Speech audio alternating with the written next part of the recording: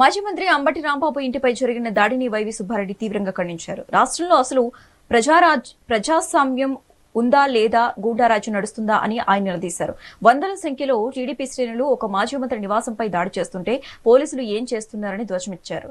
రాష్ట్రంలో శాంతి భద్రతలు పూర్తిగా క్షీణించాయని, రాజకీయ కక్ష సాధింపు చర్యలు పరాకాష్ఠకు చేరాయని విమర్శించారు.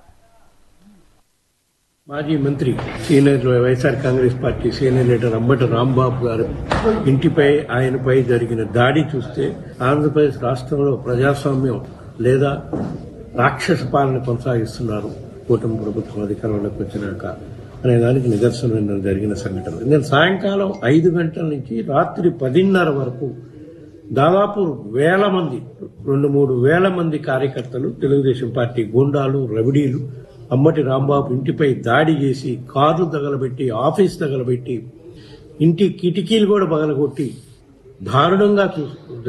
దారుణ చర్య జరుగుతుంటే పోలీసులు ప్రేక్షక పాత్ర పోషిస్తున్నారు. అంటే పోలీసులు ఉన్నారు అక్కడ. దేనికి? దాడిని సక్రమంగా జరిగేటట్టు చూడటానికి కానీ ప్రొటెక్షన్ ఇవ్వడానికి కాదన్నది రుజువైంది నిన్నటి సంఘటనతో.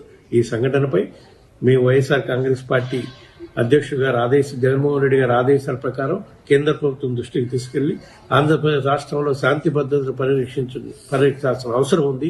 కేంద్ర ప్రభుత్వం ఇంటర్ఫైర్ అవ్వాల్సిన అవసరం ఉంది.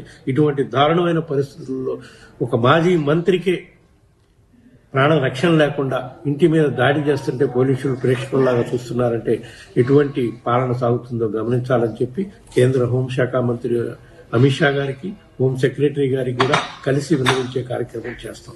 ఇటువంటి సంఘటనలు మళ్ళా జరగకుండా ఉండాలంటే కేంద్ర ప్రభుత్వం చర్యలు తీసుకునే కార్యక్రమం చేయాలి అని చెప్పి వైఎస్ఆర్ కాంగ్రెస్ పార్టీ నుంచి మేము డిమాండ్ చేస్తాం.